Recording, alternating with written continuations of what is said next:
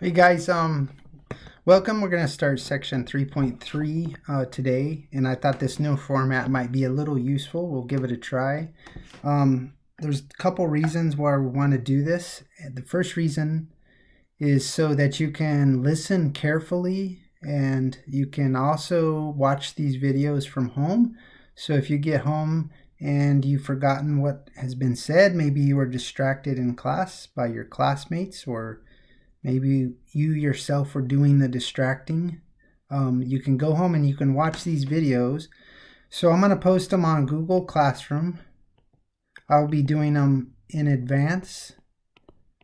So prior to class, you'll go to Google Classroom. Remember, the way to go to Google Classroom is open up a Chrome browser and then click on your, up here in the top right, make sure that you sign in. So click on the circle with your initial. If it's not you that's signed in, then you have to click on that to sign in.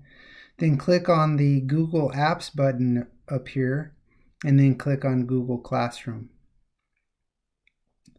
So once you're in the pre-algebra class, 8th grade pre-algebra, then you will see, I guess the way I want to organize it is probably under the classwork tab at the top. Up here at the top, if you click on the classwork tab, I think what I'll probably do is name them by chapter and then by section. So I'll create kind of some folders.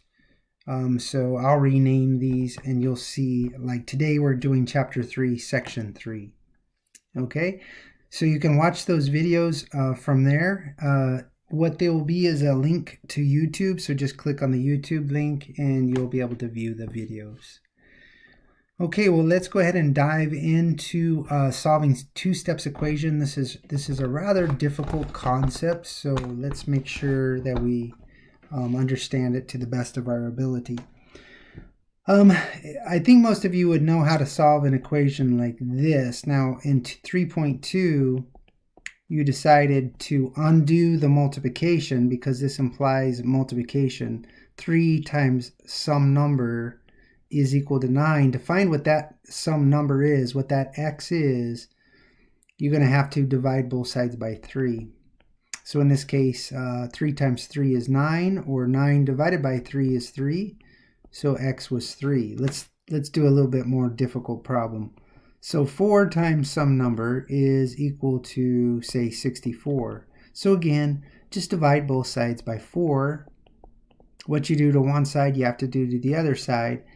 Now 4 divided by 4 is 1, so we could cancel those 4's and change it to 1x, or we could just simply say x is equal to 64 divided by 4. It turns out to be 16.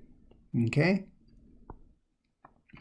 So that's fairly easy. Now we've also taken a look at what happens whenever the coefficient in front of the variable is a fraction, like 1/3. So 1/3 of some number, say, was equal to, say, 6. Okay, so to clear this fractional component in front, we decided we had to multiply by the reciprocal of 1/3. So just flip the fraction, and we're multiplying both sides by 3 over 1. So on the left side, the 3's will cancel because 3 divided by 3 is equal to 1. So they will cancel. And again, we're going to have 1x on the left side, or just x. And on the right side, it's 6 times 3, which is 18. So if you want, you can go back and check your work. To check your work, you're going to take the answer that you got here at the end, x equals 18, and then you're going to plug it in. So we're going to plug it into the original equation. 1/3 of 18 should be 6.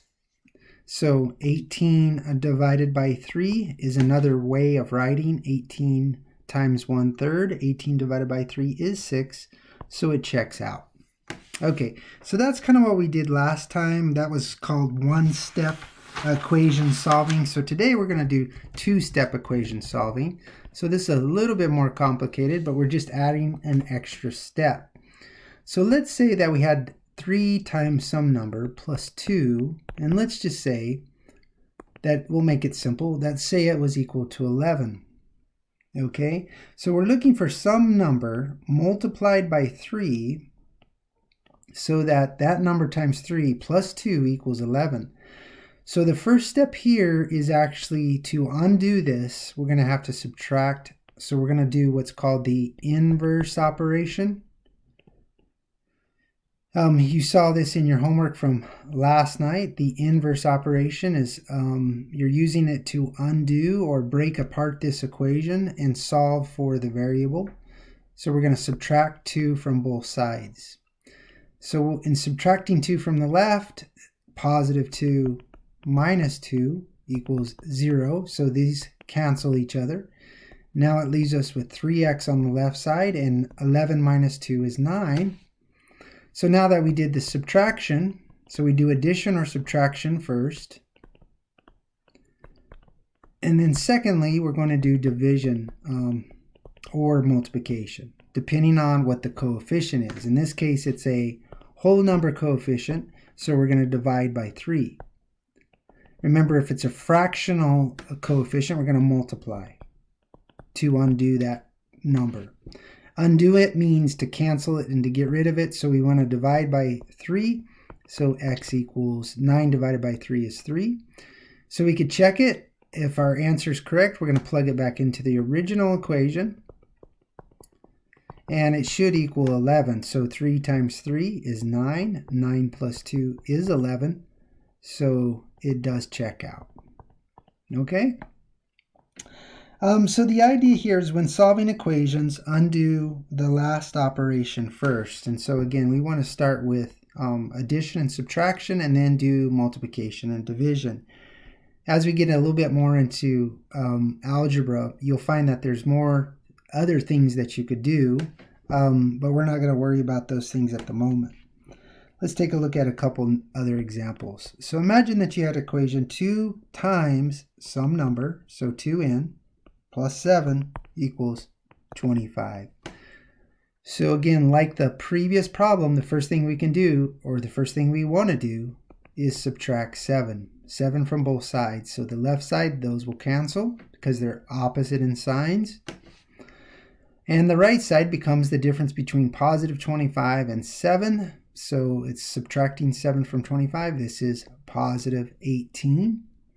So 2 times some number equals 18. So again, just divide both sides by 2, and then n is equal to 9. You can check it by plugging it into the original equation. So 2 times some number plus 7 is 25. So if we were to subtract, let's plug in 9 for n, and then add 7, we should get 25. So 18 plus 7 is 25. So it checks out. Okay, so this is pretty much the gist of it. I'm sure there's a few more difficult problems. Let's take a look at one involving fractions. This time the variable is z.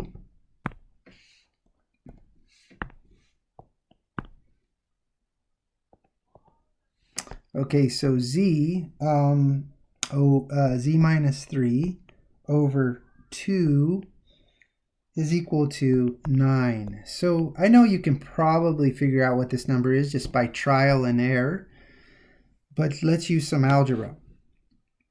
So I know that I said do addition and subtraction first, but in this case, let me remind you of something very important, and that is to rewrite the left side with a common denominator. I could split it up and say z over 2 minus 3 over 2 equals 9.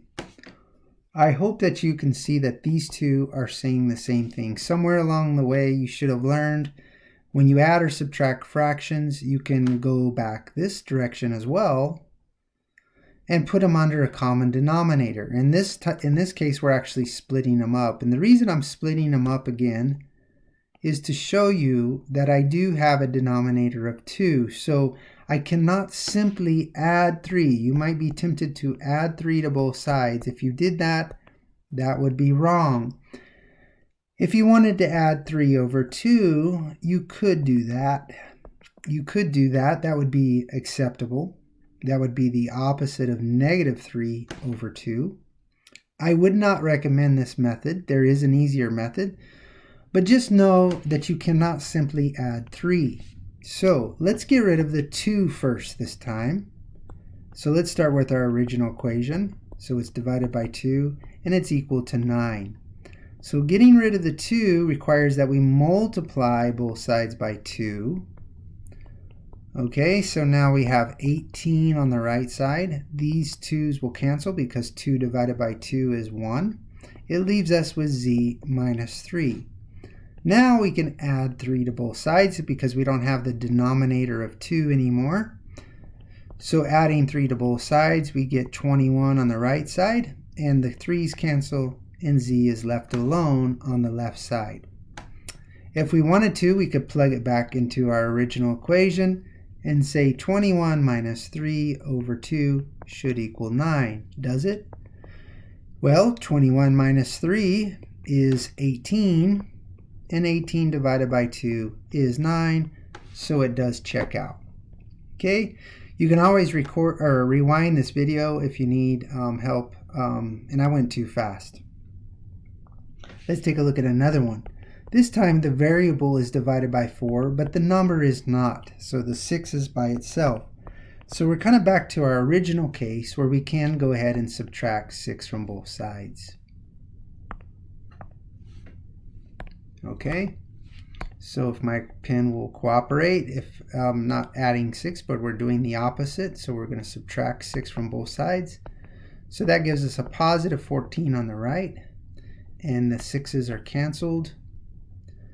And we got x over 4. So let's now that we got rid of the 6, let's go ahead and multiply both sides by 4 so that we can clear the fractions on the left side. So now 4 cancels with the 4, and we're left with x. And then we just need to multiply 14 by 4. 4 times 4 is 16, you carry your 1, and 4 times 1 is 4, plus 1 is 56. So x equals 56. Again, you can always check these, plug that answer into your original equation. 56 divided by 4, let's see, 56 divided by 4 should be 14, and 14 plus 6 is 20. Okay. So if you're looking for a method to solving these type of problems, determine the order in which the operations have been performed on the variable, and then undo the operations in reverse order by performing the inverse operation on both sides. So again, what is the inverse operation? So when we have addition, like in this case, we're going to do subtraction, so subtract 6. If we have subtraction, to undo the subtraction, we're going to do addition. Of 10. Add 10 to both sides. This will cause these 10's to cancel. Back in, 40 minus 10 is 30. Okay, so that's dealing with addition and subtraction, and I think I already mentioned multiplication and division. So if we have some, for instance, 10 times some number is 100, just divide both sides by the number, and we'll get the answer on the right side. So 10 is 100, or 100 divided by 10 is 10. And lastly, if you have a fractional component in front, like in the case of x over 4, or 1/4 of x, these are exactly the same thing, and let's just say that it was equal to 20. To get rid of the fraction, you just multiply both sides by 4, multiply everything by 4, and 20 times 4 is 80, and we can cancel the 4's. Sorry, I think I said multiply by both sides by 4. This should have been a 1 on the denominator. So 4 over 1 is 4, and the 4's cancel, leaving us with 1x, or just x equals 80. And so if you checked it, 80 divided by 4 should equal 20, and it does. Okay, so that's the gist of two-step equations. I will do some more examples in class as time permits. But thanks for watching, and just remember that your variable always needs to be a positive variable. So one last example real quick. So in this one we got 5 minus x equals 10. So we're going to go ahead and subtract 5 from both sides. So 10 minus 5 is 5. But this time we have a negative variable. We talked about in class in section 3.2, to get rid of the negative, we just multiply both sides by -1, which changes the positive 5 to a -5, and it changes the negative x to a positive x. So the answer is -5. So let's check it. Let's plug that into x. So it says 5 minus a -5 is equal to 10. Okay, so 5 minus a -5 is the same thing as 5 plus 5, which is 10. So both sides check out, so we know that we got the correct solution. Okay, so thanks for watching, and we'll just continue to do this. If you find that this was helpful, just let me know. And again, these will be available every day in advance of lecture or soon after lecture, so that you can watch them again if you need extra help. So thanks for watching, and we'll see you next time.